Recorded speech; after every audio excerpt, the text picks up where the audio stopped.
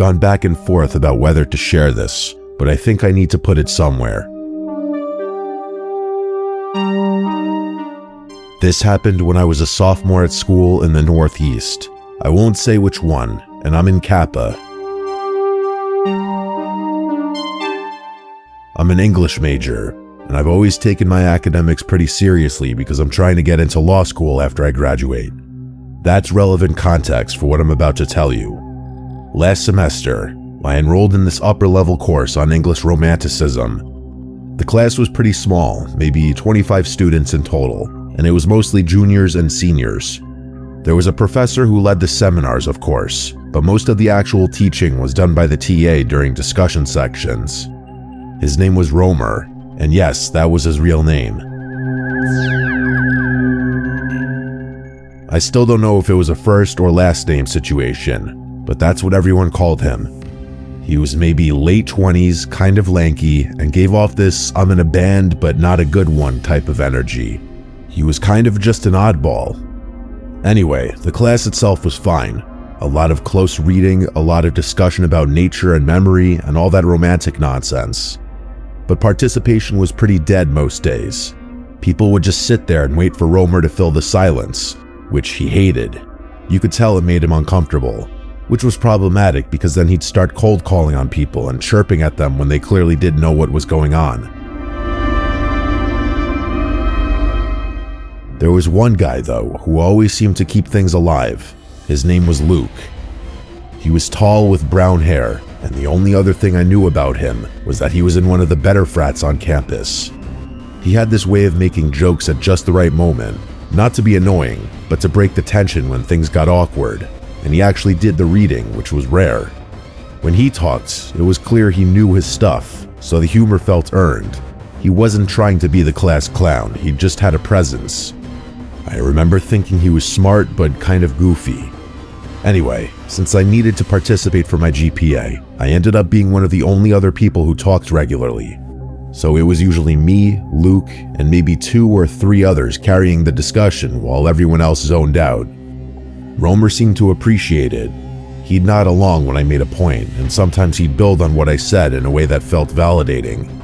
For my first essay, and I remember this vividly, I wrote about ambiguity in Wordsworth's Tintern Abbey. It wasn't groundbreaking, but I was proud of it. When I got it back, Romer had written these long, detailed comments in the margins, not just corrections, actual agreement with my ideas. But after that, I noticed things started to shift a bit. Romer began paying more attention to me in class. He'd call on me more often, ask follow-up questions to my answers, make eye contact with me for long periods of time, stuff like that.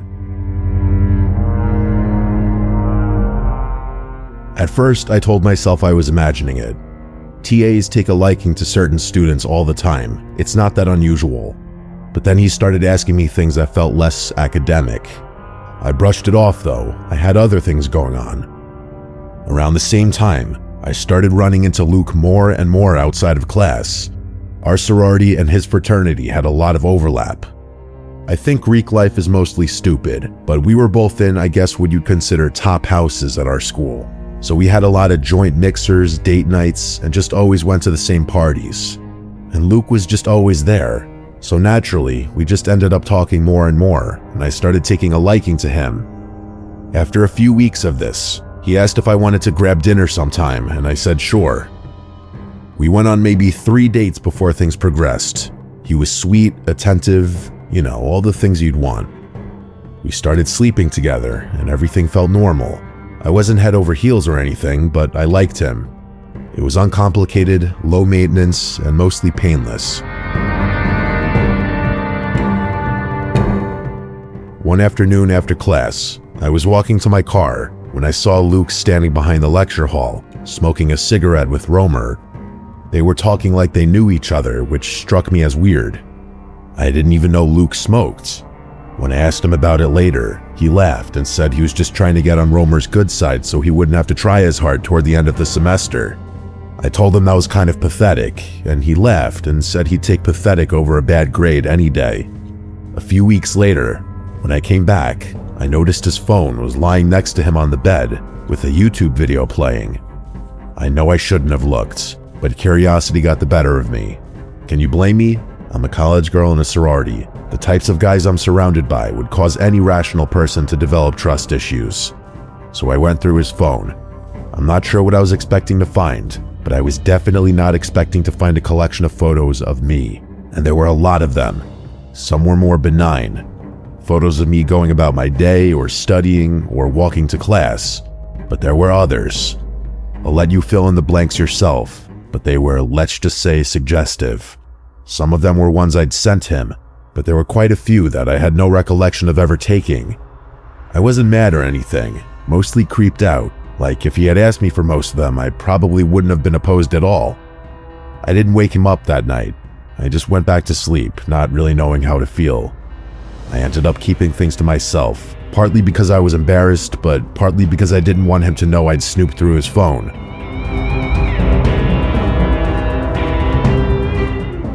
A week later, after he'd fallen asleep again, I decided to try guessing his password, which actually wasn't too hard. It was just his birthday, but reversed. This time, I went deeper. Brace yourself, because things move really fast from this point forward. I checked his messages, his deleted photos, everything, and I found something horrifying. He'd been sending photos of me, those photos of me, to an unsaved number, regularly for weeks. Basically the entire duration of time we'd been seeing each other. It was sick, and it was probably illegal too. But I couldn't think about that. I was shaking. I took pictures of everything, and then I started to cry. I couldn't control myself. I basically slapped him awake and demanded to know who the number belonged to, and he stumbled through this ridiculous story about how it was just his backup phone, how he liked to have copies of everything in case his main phone got lost. I knew instantly that was bullshit. I stormed out before he could convince me to stay. I was a complete wreck. I was a psychological mess, and I felt gross. I really didn't want to get into the immediate aftermath of everything, so I won't. Just know that it was probably the worst week of my life. The last thing I need is for that trauma to reopen if anyone figures out who I am or anything. So that's another reason I'm keeping the details to a minimum. The unknown number ended up belonging to Romer, my TA. The police got involved, and Luke confessed pretty quickly once they started pressing him. He admitted that Romer had been paying him hundreds of dollars apparently in exchange for photos. The whole thing had been going on since the beginning of the semester, maybe longer. I don't know all the details, and honestly, I don't want to. Luke got expelled from university, and Romer got fired. I'm pretty sure there was jail time involved as well, although I do remember thinking whatever punishment they got wasn't nearly enough to make me feel compensated. That was over a year and a half ago. I'm a senior now, and I'm almost done with school. I'm kind of relieved about that, to be honest. I've dealt with things in my own way, and I won't get into that, but I thought everything was behind me. A few weeks ago, though, I started noticing something. There's this silver sedan that's been parked outside my sorority late at night. Not every night, but enough that I've started paying attention. I haven't seen anyone get in or out of it. I don't know if it's one of them. I'm probably being paranoid, but it's really freaking me out. And honestly, I'm not sure how they'd even know I live here now. I moved into the house well after the Luke situation. Anyway, if anything else happens, I'll update.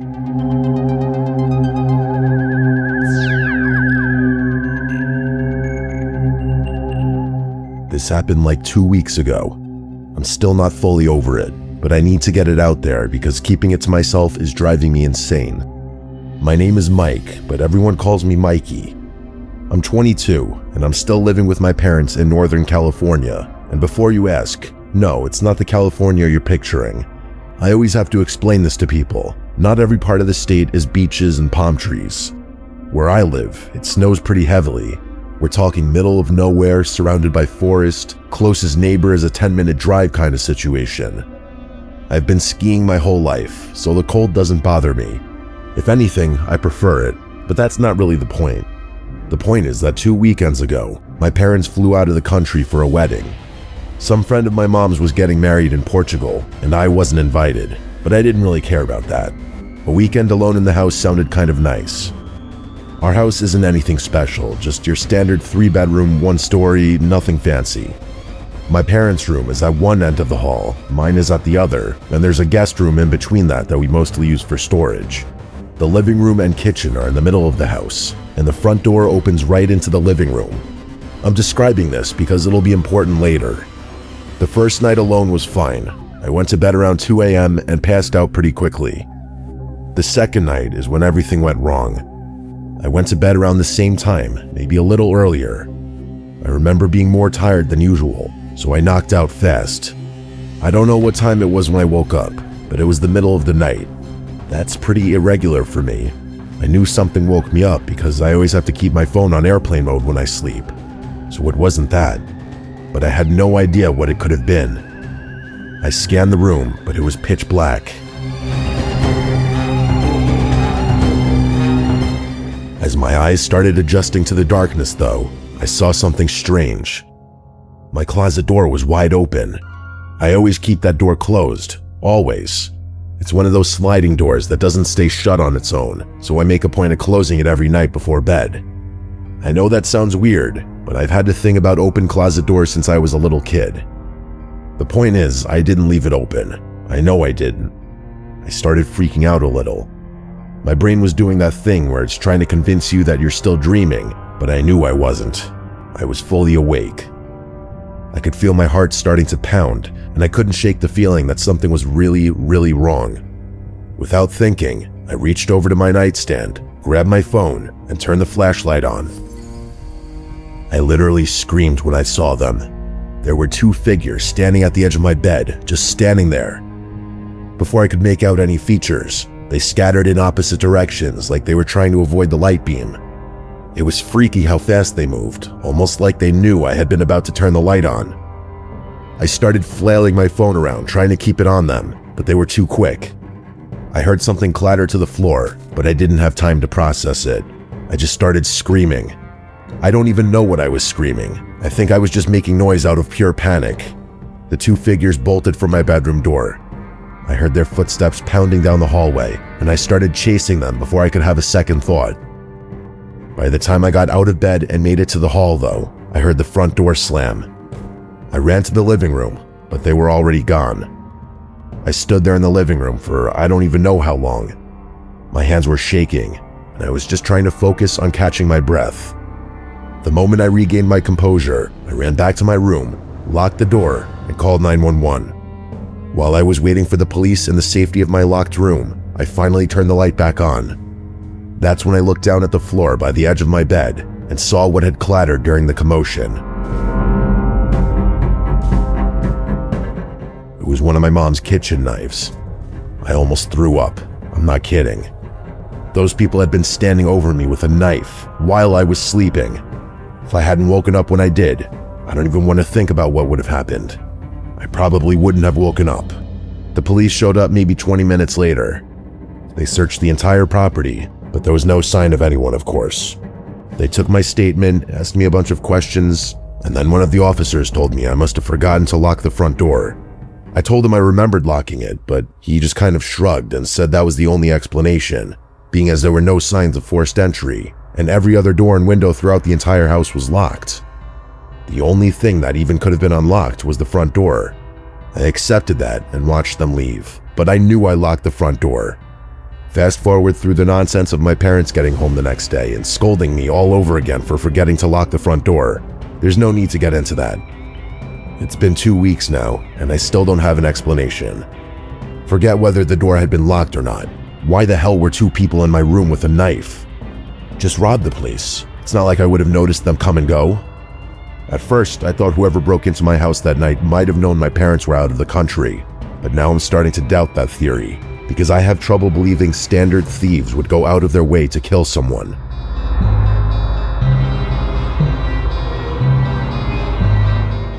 My name is Natasha.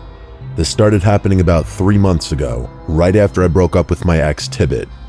I'm 23, and I just moved into my first solo apartment after living with roommates since college. It was nothing special, a one-bedroom in a mid-sized complex in Columbus, Ohio. I work remote, so I'm home a lot. That's part of why I wanted my own place. I was tired of trying to take calls while my roommates were being loud in the kitchen or whatever. The apartment was on the second floor, facing the back of the complex, which meant my view was basically the parking lot and then some trees. Not exactly scenic, but I didn't care. I had my own space, my own schedule, and for the first time in my adult life, actual privacy. For the first few weeks, everything was fine. I didn't really interact with anyone in the building besides the occasional head nod. There was an older woman on the first floor who always seemed to be checking her mail whenever I walked by, and a couple across the hall who I'd hear arguing sometimes through the walls. That was about the extent of my social landscape. Anyway, I started noticing this guy. The first time was maybe 3 weeks after I moved in. I was coming back from the gym around 8 p.m., and as I was walking up the stairs to my floor, I passed someone coming down. He was this nondescript white guy, maybe late 30s or early 40s. He had an average build. He was also wearing a gray hoodie. There wasn't really anything remarkable about him. We did that awkward thing where you both try to move to the same side, then he just kind of squeezed past me without saying anything. I didn't think much of it. The second time was a few days later. I was in the parking lot getting something out of my car, and I saw him standing near the dumpsters. He wasn't really doing anything, just sort of standing there.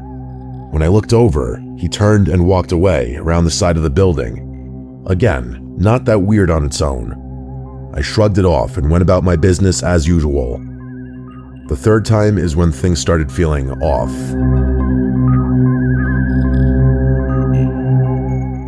I was working at my desk, which faces the window overlooking the parking lot. It was the middle of the afternoon, and I happened to glance outside while I was on a call. There was a navy blue car parked in the lot that I didn't recognize, and someone was sitting in the driver's seat. I couldn't see their face clearly, but I could tell they were looking up at the building, at my floor, maybe at my window specifically, but I couldn't be sure. I watched for a few seconds, then went back to my call. When I looked again, maybe 10 minutes later, the car was gone. For whatever reason, that stuck with me. I started paying more attention after that, and the more attention I paid, the more I noticed him. The guy spent a lot of time in the parking lot, not every day, but often enough that it started to feel like a pattern. Sometimes he'd be walking through, sometimes sitting in that same blue car, which I realized was his a few days later. Once I saw him standing by the stairs to my building, just looking at his phone. He never looked directly at me, or if he did, I never caught him. But I started to get this feeling like he was always positioned in a way where he could see my apartment. I told myself I was being paranoid. The complex isn't that big. If someone lived there and kept similar hours to me, I'd probably see them a lot. That's just math. And I'd never actually caught him doing anything wrong either. He wasn't following me, and he wasn't approaching me. He was just around. But then something happened that I couldn't explain away. I have a pretty set routine. I go to the same gym at the same time most days, and I usually stop at this Chipotle on the way back twice a week. It's like a 15-minute drive from my apartment in a completely different part of town. One night, I'm sitting in the Chipotle eating by myself and scrolling through my phone. I look up, and there he is. That same guy with that same gray hoodie from the first time I saw him. He was just sitting at a table across the restaurant, eating a burrito bowl. I started to feel sick in my stomach, I'm not exaggerating. I felt physically sick for a second, because there was no reason he should be there. The gym I go to is in a different direction. This Chipotle isn't even near anything else. It's not like it's on a main road where you just happen to end up. You go there on purpose. I tried to rationalize it. I mean, Chipotle is pretty popular, and he was eating, but he was also looking at me. Not obviously. He looked down at his food, then glanced up, then looked down again. But I could feel it. And when I got up to leave, I swear he started gathering his stuff too. I walked to my car fast. I didn't run, but I was moving. I got in, locked the doors, and just sat there for a second. When I looked back at the restaurant, I couldn't see him through the windows. I don't know if he came outside or not, but I didn't want to stick around. The drive home, I kept checking the mirrors. I didn't see anyone following me, but I took a weird route just to be safe. It was probably overkill, especially because he already knew where my apartment was, but I wasn't thinking straight. When I got back to my apartment, I sat in the dark for like an hour just watching the parking lot through my window. I never saw either him or that sedan. So eventually, I convinced myself I'd overreacted and went to bed. The next morning, though, I woke up and looked outside like I'd been doing every morning since this started. The sedan was there, and I could see someone sitting in it, so I didn't think twice and just called the police. I felt stupid doing it. What was I gonna say?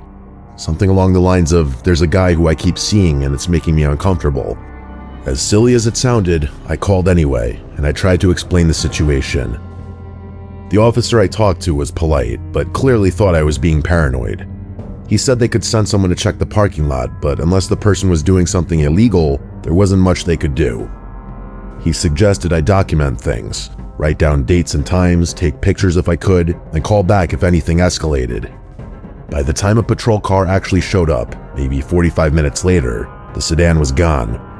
The officer walked around the complex, knocked on a few doors, and basically told me what I expected.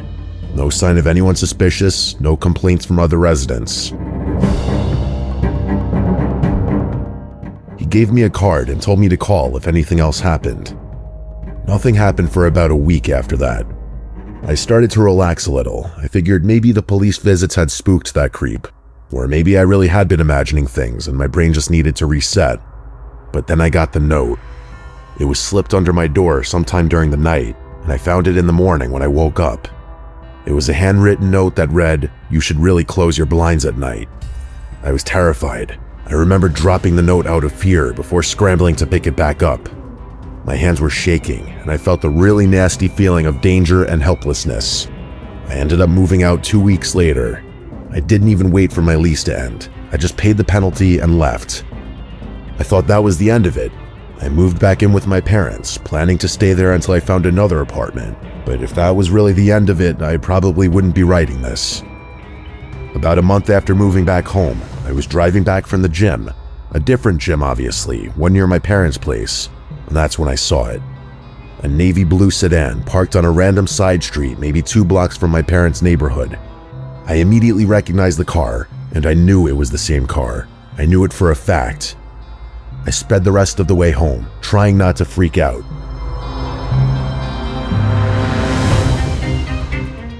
I didn't see anyone following me, but that almost made it worse. Because if it was him, and I'm almost positive it was, then he probably already knew where I was going. I told my parents as soon as I got inside. My dad said he'd keep an eye out, and my mom started double-checking all the locks. He'd been watching the street more carefully since then. My dad even mentioned getting a camera for the front porch. It's been about 2 weeks, and I haven't seen that car since. Part of me wants to believe it was a coincidence, and it was just a similar car and I'm losing my mind. But I know what I saw. I don't even know how he found me, but I really don't want to think about the possibility that I have a dedicated stalker who's been tracking everything I do. I'm quite honestly scared to do anything that involves leaving the house. I'm debating getting the police involved again, but there's not much I'd be able to even tell them. Hopefully this story needs no updates.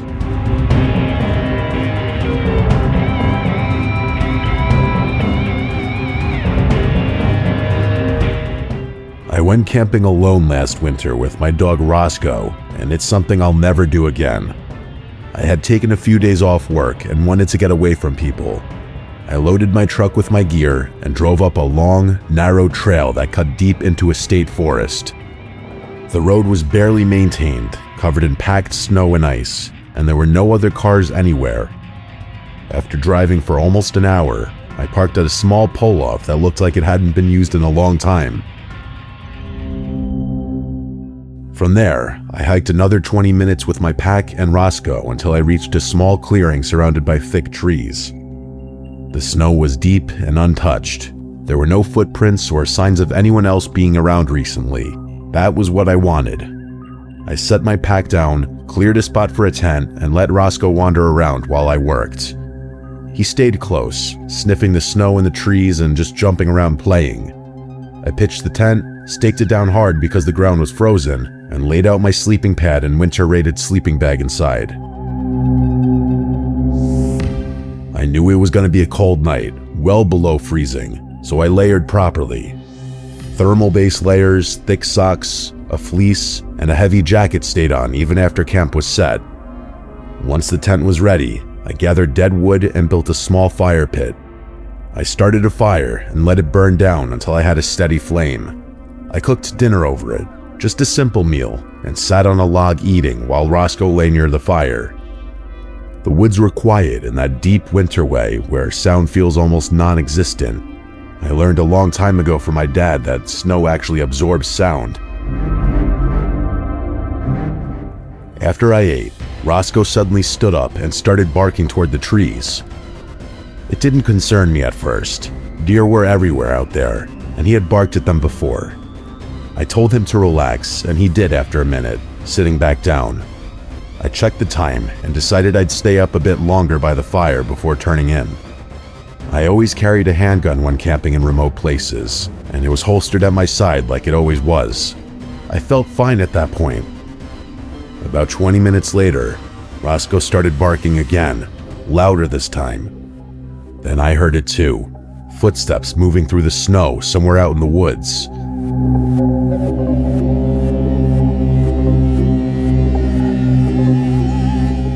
I stood up and listened. The steps stopped, then started again. Roscoe went from barking to growling, then suddenly went silent. He stood staring straight ahead toward the trees. That was when I felt uneasy.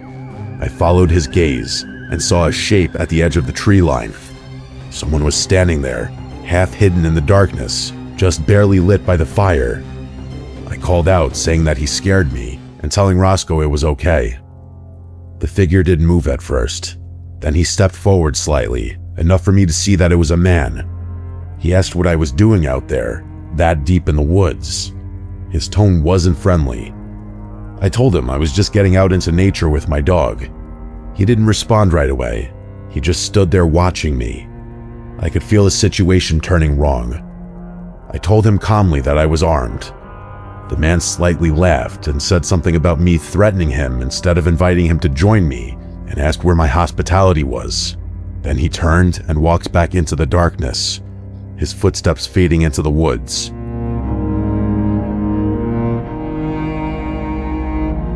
I stood there for a long time after that, staring at the trees. Roscoe stayed close to me. I didn't like any of it, but eventually I told myself he was gone. I put out the fire carefully, throwing snow on it and stirring the ashes until there was nothing left that could glow. I didn't want light drawing attention. I crawled into my tent and sealed it up. Inside, I did everything I could to stay warm. I laid my sleeping pad down to keep the cold ground from draining heat from my body. I stayed fully dressed, pulled on a knit hat, and cinched my sleeping bag tight around my shoulders. I kept a hand warmer near my core and another near my feet. Roscoe curled up next to me, his body heat helping more than anything. I lay there listening to the woods, or rather, the extreme silence. After a while, Roscoe started growling again. Then I heard what he was growling at. Footsteps in the snow. They stopped and Roscoe quieted, but his ears were still perked up. Then the footsteps started again, closer this time, and slower than before. They came right up to the tent and stopped. Roscoe began howling loudly. I whispered for him to stop, terrified of drawing attention. When he did stop, he went back to growling. Whoever it was just stood outside the tent.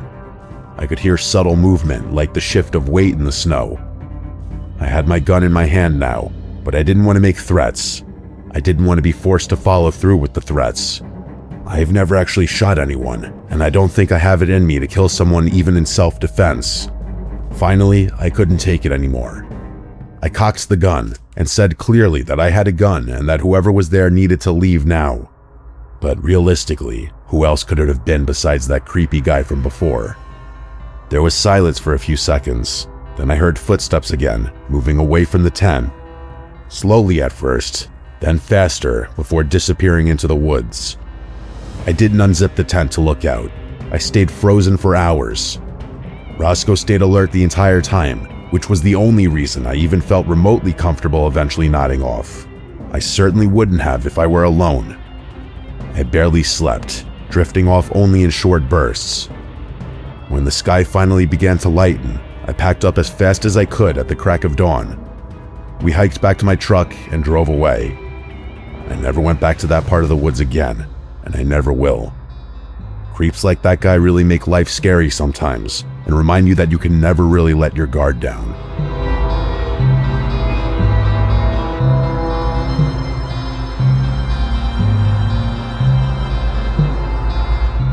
July 4th weekend in 2025.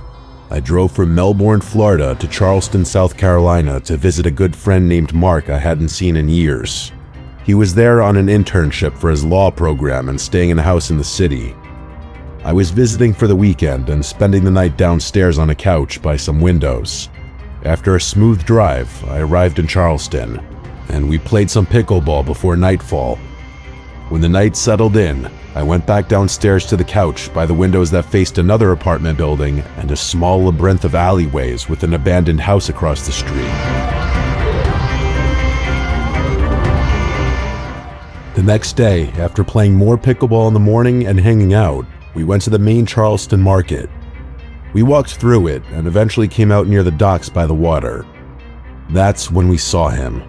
A man in a wedding suit was shambling down the road near the water. He wore a crisp bow tie and clean dress shoes, and his suit looked freshly pressed. He had long black curly hair and a tan complexion. The market behind us was loud and busy, yet this man moved alone across the street with a slow, detached movement. He didn't notice us and seemed to be in his own world. If we crossed the street, we would have walked straight into him. Instinctively, I wanted to avoid him. I grabbed Mark by the arm and told him we were not crossing. We walked to the right, deeper into the city, and picked up our pace. He was moving slowly, so we created distance easily. I told Mark it was strange and that the guy didn't look homeless. His clothes were too clean, too crisp. Something about him felt wrong. Mark agreed. We kept walking for a while. A few streets later, on another busy stretch of Charleston, we looked toward a shop and saw him again. That same man, with the same shambling movement. He was far down the street, diagonal to us, moving at the same slow pace. Somehow, he caught up to us, even though there was no clear way he could have reached that spot without us seeing him. I pointed him out to Mark, and we both stared. It made no sense. He was in a completely different part of the city, but moving exactly the same way. We pushed it aside and kept exploring Charleston. The next day was July 4th, and that night we watched the fireworks on an island about 20 minutes from the city. By then, we had mostly forgotten about the man in the suit. We assumed he was just some strange person wandering around, but something about him set off alarm bells. It felt out of place, wrong. That night, we decided to go on a ghost tour, which we had already planned before the trip. It was my last night in Charleston on July 5th, and the city was packed. It was a busy Saturday night with crowds everywhere, lights pouring from restaurants, and that historical atmosphere Charleston has after sunset. We finished the ghost tour and walked through the main area of the city, filled with restaurants and nightlife. The street was crowded, and a particular wave of people was moving toward us, and quite fast. As this group approached, both Mark and I noticed something at the exact same moment. It was him, the same man in the same wedding suit, with the same bow tie and the same black curly hair, shambling in the middle of the crowd as if he had been placed there. He stood out instantly. His movement was completely different from everyone else. He didn't blend in. No one around him noticed him. Two people were walking right beside him, and he brushed between them without either of them reacting. He kept the same slow, unsettling pace while the entire crowd moved normally around him. He glanced at us for a brief second, and then continued forward. It was as if he was tied to the movement of the crowd without truly being part of it. Mark and I looked at each other in shock. It made no sense. He didn't belong there, and something in both of us recognized that immediately.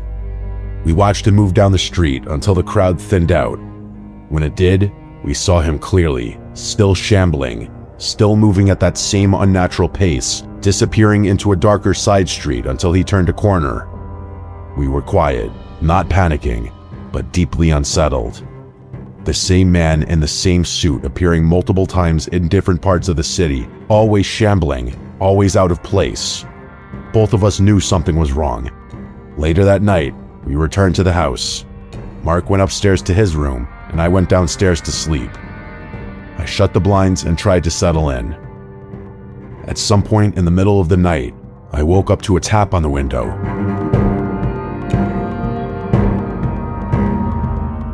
I froze. After a few moments, I forced myself to look. I lifted the blinds slightly and looked down the alley. At the far end, I saw the back of a man turning the corner. It was him again. He moved out of sight, but right before he disappeared, he looked back toward the window. I told Mark the next morning. I explained what I saw, and even he admitted that the entire experience was disturbing. He doesn't believe in anything paranormal, and he's extremely logical and grounded, but even he was shaken. As for me, I'm more spiritually sensitive, and this experience stayed with me, and I also know it's with Mark months later. We'll never forget that weekend. The man in the suit felt real and unreal at the same time. Something about all of it was off. I drove home to Florida on July 6th, and the image of him turning that corner has stayed with me ever since.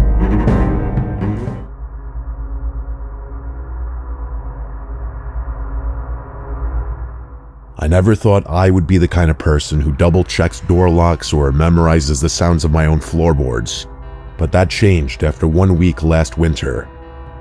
I live alone in a small house I bought a few years ago, and my routine has been boring and predictable. I work from home, order groceries, go to the gym late at night, and I don't talk to my neighbors much at all. That routine is why it took me longer than it should have to realize something was wrong. It started with a noise I heard around 2:30 in the morning on a Tuesday. I was half asleep on the couch with the TV still on low when I heard what sounded like a soft thump near the back of the house. It wasn't loud enough to scare me, and my first thought was that something had fallen in the kitchen or maybe the house had shifted. We all hear sounds like that in the house or apartment once in a while, right? I muted the TV so I could listen. Nothing else happened. I checked the back door, made sure it was locked, and went to bed. The next morning, I noticed the back door felt different when I opened it. The deadbolt still worked, but the handle felt loose, like it had been twisted too hard. I made a mental note to fix it later. That night, I went to the gym around 11 p.m. like I usually do. Side note, I like an empty gym, and I got back around midnight to 12:30. As I pulled into my driveway, I noticed my porch light was off, yet I always leave it on. I stood there in my car for a few seconds trying to remember if I had turned it off earlier, then I convinced myself I probably did. Inside, everything looked normal. I walked through every room just doing an innocent little analysis before going to bed, something I had never done before. On Thursday morning, I woke up to my alarm and noticed my phone was at 12% battery. I always charge it overnight, and I clearly remembered plugging it in. The cable was still connected to my phone, but the charger was no longer connected to the outlet. Weird. I told myself I must have knocked it loose in my sleep, but that explanation didn't really make sense because my phone was still on the nightstand, not in bed with me. At that moment, my only explanation was I picked up my phone in the middle of the night, accidentally yanked it off the outlet without realizing, and set it back down. I started paying closer attention after that. That night, I stayed up later than usual, sitting in the dark with the TV off, just listening. Around 3 in the morning, I heard slow thumps coming from the back of the house. Footsteps? I asked myself. Nah, it can't be. I held my breath, but the thumps seemingly stopped. After a while, I convinced myself the thumps came from outside. I'm in the suburbs, there's of course other people around, even at night. The next day, I found muddy shoe prints on the floor near the back door. The thing is though, the footprints weren't clear, like I couldn't distinctly make out patterns of the bottoms of the shoes, which made it look like someone tried to wipe them off before walking around. My stomach literally skipped a beat. I stood there staring at them, trying to understand how they got there. I hadn't had anyone over. I hadn't gone outside in muddy shoes. I checked the back door again, and this time I noticed faint scratch marks around the lock, like someone had used something thin to pry at it. I called the locksmith and told him I thought my lock was failing. I didn't say anything about the footprints. He replaced the lock that afternoon and told me everything should be fine. That night, I pushed a chair under the back door handle and slept with my bedroom door locked, something I never did before then.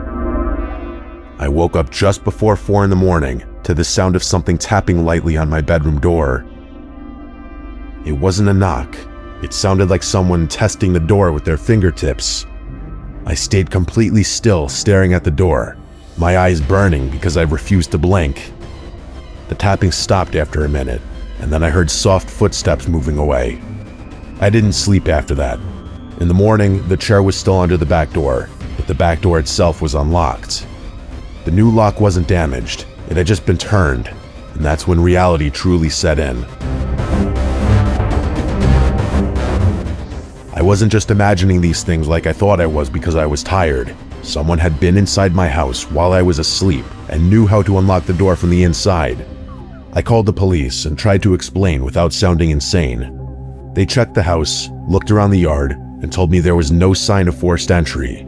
But yeah, that was kind of obvious given that I changed the lock. They suggested I might have unlocked the door myself without remembering. I knew that wasn't true, but there was nothing they could do either way. That night, I stayed awake with all the lights on and a kitchen knife on the table in front of me. Around 2 in the morning, I heard something from down in the basement. The basement door, which was just outside of the kitchen, was cracked open. I felt an overwhelming sense of dread wash over me. I stared down the hallway to the cracked open basement door. I walked over to it, peeked down through just what the crack in the door would allow me to see, and I swear it was not my imagination. I saw either at the bottom of the stairs or maybe one of the bottommost steps, the outline of someone standing there.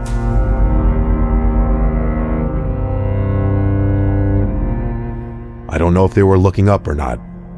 When I realized what I was looking at, I slammed the door shut and sprinted out to my car. I sat in my car as I once again called 911. After police showed up a second time, they entered while I waited in one of their cars. They brought him out of the house in handcuffs a few minutes later. He was barefoot and wearing dark clothes that looked like they had been slept in. He didn't look at me once. I just don't think that he noticed me in the back of the car. They put him in the back of the other car and shut the door. I stayed outside while more officers went back in, and I refused to look at the guy in the back of the car. I was actually shaking. Even as I talked to the officers, I was stuttering in shock. It took longer than I expected for them to finish the rest of their search. When one of the officers finally came out, he asked how long I had lived there. I told him a few years. He nodded and wrote something down. He asked what time I usually went to the gym and which nights. I told him. He looked back at the house and told me they found food wrappers and bottled water behind the furnace in the basement, along with a phone charger plugged into an outlet down there. He said it looked like someone had been sleeping on the concrete using old insulation as padding. The man hadn't spoken a word to the officers. The main officer I was talking to told me the likely charges the man would be facing, but that ultimately it would be up to the district attorney. Eventually, they told me I could go back inside. It was days later that I was going through my camera roll to send my friend something when I found a very, very disturbing picture. At first, I had to process how a picture like this could be taken. It was a picture of me, in my bed, sleeping, taken at 3:11 a.m. It was the same night that I woke up in the morning to my phone being unplugged from the wall outlet. The nightmare became real all over again. I contacted the unit listed on the incident report, and they asked me to come in to digitally transfer the photo for supplemental evidence. I was told that with this photo, he'd likely be facing additional charges such as stalking or even being registered as a sex offender for life. All good things to hear. It doesn't save me, however, from the trauma I'll forever have to live with thinking back to this shit. I'll never be able to go down into a basement alone at night again in my life.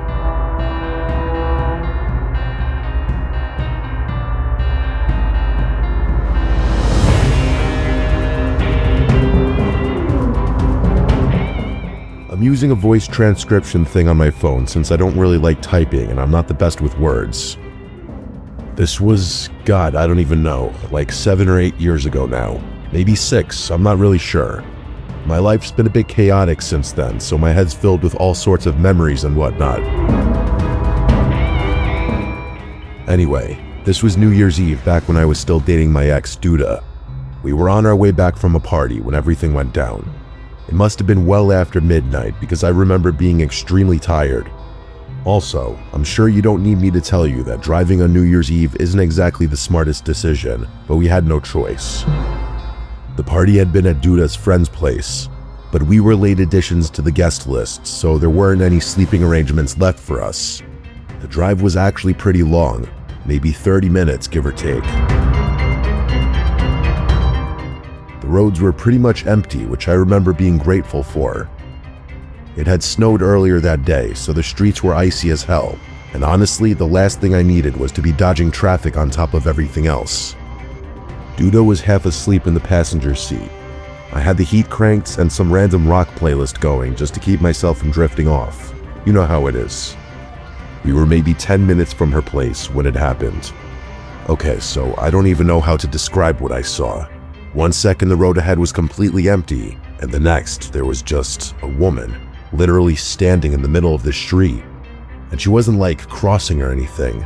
She was just there, facing my car like she'd been waiting for us or something. I remember my brain just not being able to process it fast enough. I was already slamming on the brakes before I even realized what I was looking at. And then I realized she was holding a knife. It was down by her side, this massive kitchen knife. The kind you'd use to like carve a turkey or something.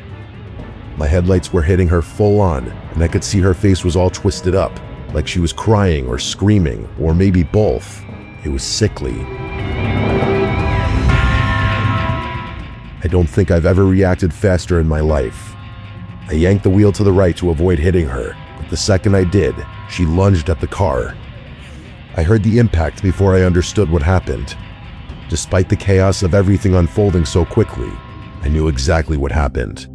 She had swung the knife at my car as I passed. Even though I had avoided her, the swerve combined with the ice was just too much. I felt the tires lose grip, and suddenly we were spinning. Duda had woken up by then and immediately started freaking out. I was gripping the wheel like it would actually do something, but there was nothing I could do. The car was not under my control. We spun a full 180 and were basically facing the other direction by the time the car stopped. After recovering from the shock of almost dying, I looked up through the windshield and felt sick all over again because we were now facing the direction we'd come from, which meant we were facing the woman. She was maybe 30 feet away, still holding the knife, illuminated by my headlights like something out of a horror movie, and she was limping toward us, like she was trying to move fast, but she was clearly injured. She was also screaming something I couldn't understand, just this guttural, incoherent noise that sounded more like an animal than a person. It was, and probably still is, the most terrifying thing I've ever witnessed with my own 2 eyes. I remember Duda yelling at me to do something, but I was just frozen. I couldn't look away from this woman lurching toward us. Her clothes were dirty and torn, and her hair was all matted and wild. I don't know if she was on drugs or having some kind of mental breakdown or what, but there was nothing behind her eyes. There was nothing there. It honestly looked like she was a dead person walking. She was maybe 15 feet away when my survival instincts finally kicked in. I threw the car in drive and slammed on the gas. The tires spun on the ice for this terrifying second before catching, and we started moving. I thought we were clear, like I thought that was it. But of course, I was wrong. I don't know how she moved that fast. Like one second she was in front of the car, and the next she was on it.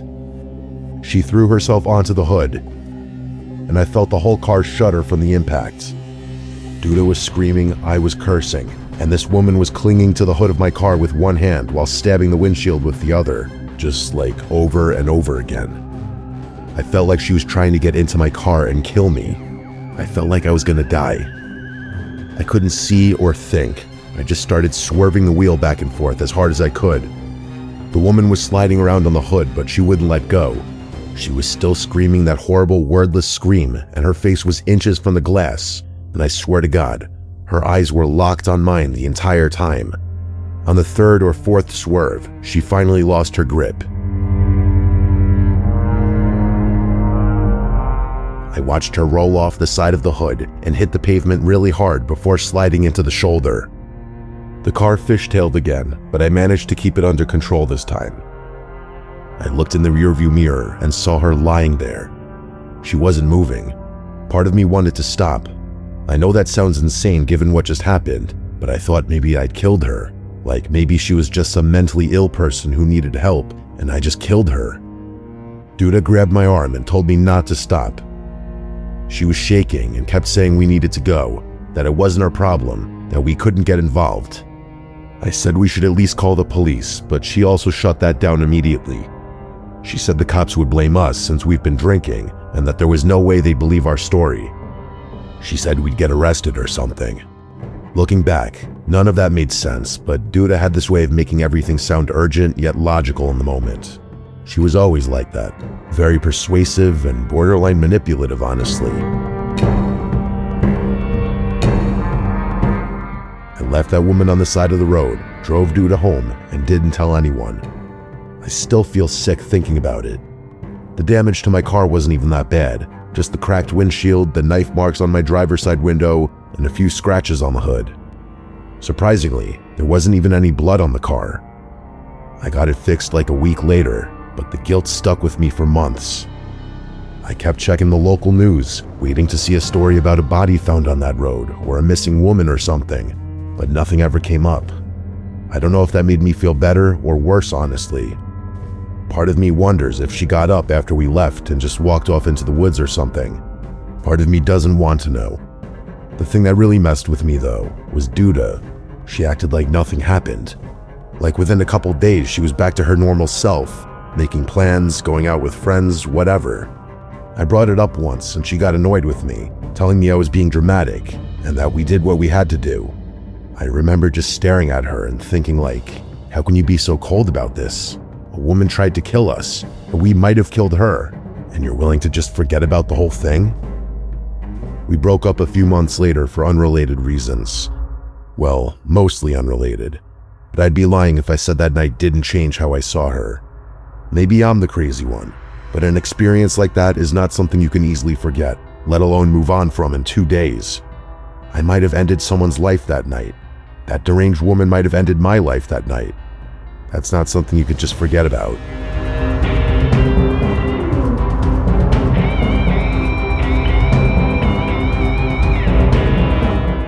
I went to Cal Berkeley for undergrad. It's where I met one of my closest friends, a guy named Garrett. His real name is Guo, but when we first met freshman year, he introduced himself by his quote, American name, and it just stuck. He's originally from Hong Kong, came to the States to study computer science, and is genuinely one of the smartest people I've ever known. After grad, we went our separate ways geographically. I moved to New York for work, and he went back to Hong Kong for the same reason. We're both in our late 20s now, both doing pretty well career-wise, both single. We try to see each other at least once or twice a year, whether that's him flying out to visit me or me taking a trip to Asia. I know it's pretty fortunate to be able to travel so frequently, so I never take that for granted. This incident happened last New Year's Eve, and I still think about it constantly. I've told a few people, but no one really knows what to make of it, nor do I. Oh, by the way, Hong Kong is 13 hours ahead of New York. That means when it's midnight in Hong Kong, it's only 11 a.m. on December 31st in New York City. Garrett celebrates both the regular New Year and the Chinese New Year, so he was out partying that night, same as me, just half a day earlier. I spent New Year's Eve with my two closest friends in the city, Rylan and Ari. We started at Rylan's apartment for drinks, then made our way to this rooftop party in Williamsburg that one of Aris's coworkers had invited us to. It was honestly pretty fun and decently upscale, at least for Brooklyn. Around 11:30 or so, I started talking to this girl. She was standing near the bar by herself, and I honestly just walked up and introduced myself. We hit it off immediately. She had this energy about her that I can't really describe. Super easy to talk to, funny, engaging. We talked for maybe 5 minutes before she pulled me onto the dance floor. Her name was Maitreyi. I remember asking her to repeat it because I'd never heard it before. She laughed and told me everyone just calls her Maitri because that's basically how you pronounce it. I thought that was kind of charming.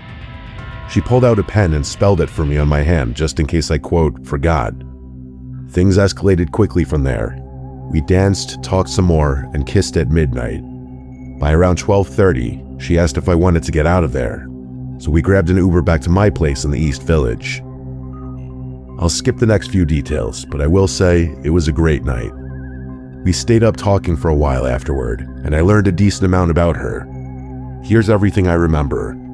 She was originally from San Diego. She was an artist, more specifically a painter, and she mentioned she used to do graffiti and murals before transitioning to more traditional stuff. Her middle name was Mia, which was also the name of one of her cats. The other cat was named Cosmo. Her birthday was April 28th. Her best friend growing up was from some tiny town in Germany called Hillesheim. Her dad was a patent lawyer. These are random details, I know, but they become important later, trust me. At some point, she mentioned her clothes smelled like the bar, so I threw them in the wash for her. She borrowed one of my t-shirts to sleep in.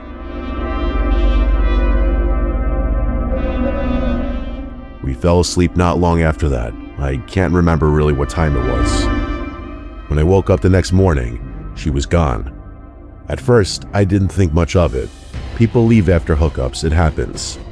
I figured she slipped out early to avoid any awkwardness, which was fine. But then I started noticing things that didn't add up. The first thing was my apartment door. I have a standard lock that you can only lock from the outside with a key, meaning it doesn't auto-lock. When I got up to use the bathroom, I noticed the lock was still engaged, which meant either she had somehow locked it from the outside without a key, or she'd never left at all. But both of those were impossible scenarios. I checked the rest of the apartment. My place isn't big. 1 bedroom, 1 bathroom, a living room, a small kitchen. There's no second exit. The windows also don't open more than a few inches. I even searched my closet like an idiot, as if she might be hiding in there, but she wasn't. The impossibility of the situation made me start questioning my sanity. I started wondering whether my drunken state had caused me to imagine the whole encounter entirely.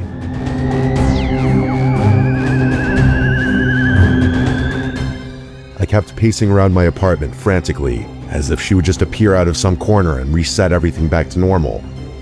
Her clothes were also gone from the dryer, which added to the mystery, and the shirt I lent her was nowhere in sight, proving that she had slept over. But she was nowhere. I stood there for a while trying to figure out what the hell had happened, but no explanation I could come up with made sense. To make matters worse, I soon realized that I never got her number, or any form of contact at all for that matter. For the rest of the day, I tried to piece together everything I could remember about her. The details I listed earlier, that's pretty much everything. I kept repeating them in my head because I knew I'd forget eventually. Later that afternoon, I randomly felt compelled to call Garrett. I don't know why exactly. It was just a super bizarre impulse that just kind of came out of nowhere. It wasn't like I had anything specific to tell him. I just had this weird urge to ring him.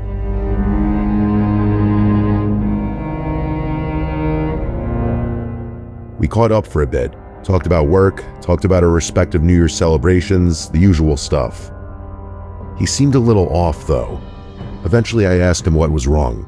He sighed and told me he met a girl the night before. They'd hit it off, gone back to his place, and she left the next morning without saying goodbye. No number or contact or anything, and he was bummed about it.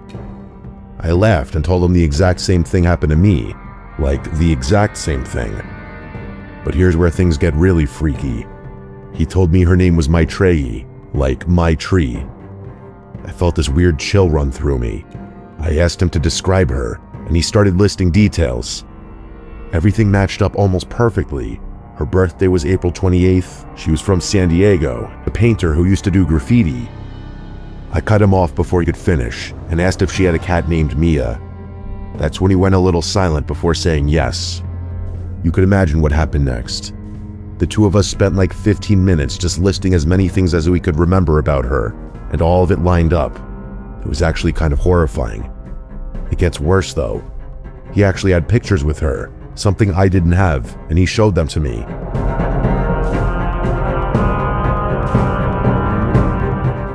It was the exact same girl, I'm 100% certain. We tried to rationalize it, but every explanation we could come up with was ridiculous. And here's the thing, Hong Kong is 13 hours ahead of New York. Garrett met her around 11 p.m. on December 31st, Hong Kong time. I met her at around 11:30 p.m. on December 31st, New York time. That's roughly a 12-hour difference, but a flight from Hong Kong to New York takes at least 15 hours, and it's usually longer, more like 16 or 17. Even if she had somehow gotten on a plane the second she left Garrett's apartment, she couldn't have made it to that rooftop party in Williamsburg in time. The math didn't work. It was literally impossible. And even if we ignore the flight time somehow, how would she have known to go to that exact party? How would she have ended up talking to me? How would she have known to use the same name, the same details, the same everything? I still don't have answers to any of these questions. Neither does Garrett. We've talked about it probably a dozen times since then, and we always end up at the same place.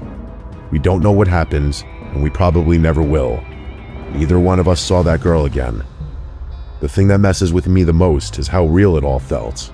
I know for a fact that she wasn't some drunken hallucination. I literally talked to her for hours.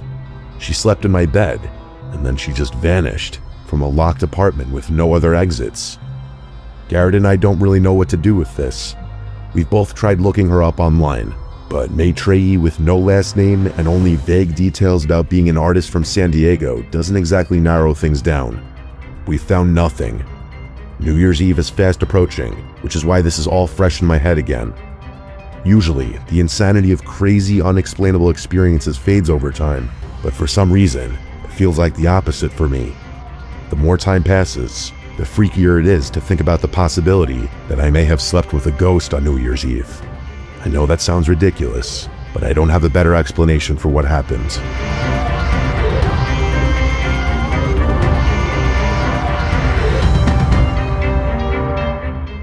This story is one of my dad's. Before he had kids, my dad and my mom used to travel a lot. He had made some smart business moves in his mid-20s, so he had money to spend and the free time to spend it. They were both big skiers, but the only good skiing that was accessible to New York City was in Vermont. So over the years, they actually purchased a few lodges up there. The first one was in Ludlow. They bought it from some guy named Mr. Black who lived on West End Avenue in the city. It was this old black shuttered place that my dad always referred to as the Black House, partly because of the shutters and partly because of the previous owner's last name. They'd sell quarter shares to friends and cycle things out every few months to help cover the costs.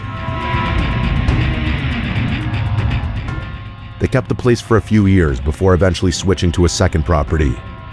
The second lodge was about halfway between Ludlow and Rutland, right along Route 100 in what locals call the Lake District.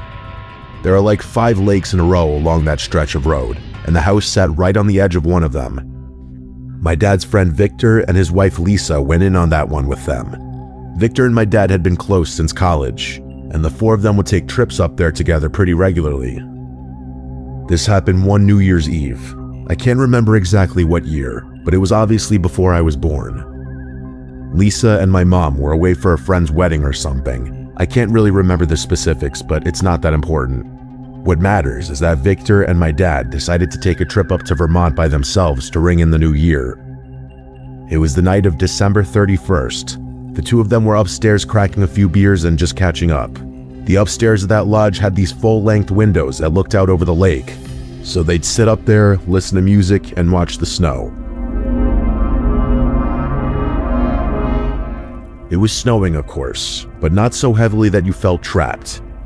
My dad said it was really peaceful that night, one of those nights you share with a good friend where you're both just happy to be far away from everything. They had the radio on, waiting to hear the countdown from Times Square, and then all of a sudden, things got crazy. They were mid-conversation when a huge flash of light came from somewhere across the lake. My dad said his first thought was fireworks, but the flash didn't come from the sky. It came from the ground up, and there was no sound. just the silent, blinding light. Victor stood up and walked over to the window, trying to make something out across the lake. My dad asked what he was looking at, and Victor said he thought he saw something moving out there. It was dark, obviously, but there was enough visibility from the snow on the frozen lake that you could see if you concentrated. So after a few seconds, Victor becomes convinced that there's a person out there. My dad told him that was impossible. There were no houses on that side of the lake. There were no trails, no roads, no anything. It was just pure woods on the other side of the lake. But Victor wasn't having it. He started throwing on his coat and boots, saying he was going to take a look. My dad tried to talk him out of it, but Victor was already halfway down the stairs. My dad grabbed his jacket and followed. The two of them burst out onto the back deck, and that's when they heard a voice. A young voice. It sounded like a little boy yelling help over and over again. My dad said it was faint at first, but unmistakable. There was definitely a child screaming for help somewhere out in that frozen lake. It had been well below freezing for months, so the lake was completely solid, no question about it. My dad said they didn't even think twice. They just started walking across. As they got closer, they could make out a figure standing on the ice, maybe 20 or 30 yards off the far bank. It was small, a kid for sure. My dad said he could see the shape of him against the snow. But then there was another flash. My dad said it was so bright he had to shield his face and drop to his knees. He couldn't see anything for a few seconds. Then when he finally opened his eyes and looked up, the kid was just gone. There was nothing out there but empty ice and snow. My dad said that's when he and Victor went from curious to terrified. They turned around and started racing back toward the house. My dad said he was running as fast as he could without slipping. Victor was a few steps ahead of him when he suddenly yelled and pointed up at the house. He was saying there was someone in the window, but not an adult, a little boy. My dad looked up, but didn't see anything besides the dark glass reflecting the snow. Victor swore up and down that he saw a kid standing right there, looking down at them. My dad didn't know what to say. He just wanted to get inside. They made it back to the house and searched the whole place. Every room, every closet, every corner, but there was no one there. The doors were all locked and the windows were shut. There was no sign that anyone had been inside. They decided to call it a night after that. My dad said neither of them really wanted to talk about what happened. They just went to their rooms and tried to sleep. Neither of them had even noticed midnight come and go. My dad woke up twice that night. Both times, he swore he heard a child laughing somewhere in the house. He lay there in the dark, listening, but it always stopped before he could figure out where it was coming from. The thing that freaked him out the most wasn't the kid on the lake or the figure in the snow. It was the light. That bright, blinding flash that came out of nowhere. He said he and Victor talked about it for years afterward, trying to come up with some kind of explanation. Lightning, a flare, fireworks from some distant town, but nothing made sense. There was simply no source. It just happened twice, and then it was over. They ended up cutting the trip short. My dad said they never talked about that night with my mom or Lisa, not until years afterward at least. My dad still doesn't know what happened out there. He's told me this story maybe 3 or 4 times over the years, and every time he gets to the part about the light, he just kind of trails off. I asked him once if he thought it was something supernatural, and he just shrugged and said he didn't know what else it could have been.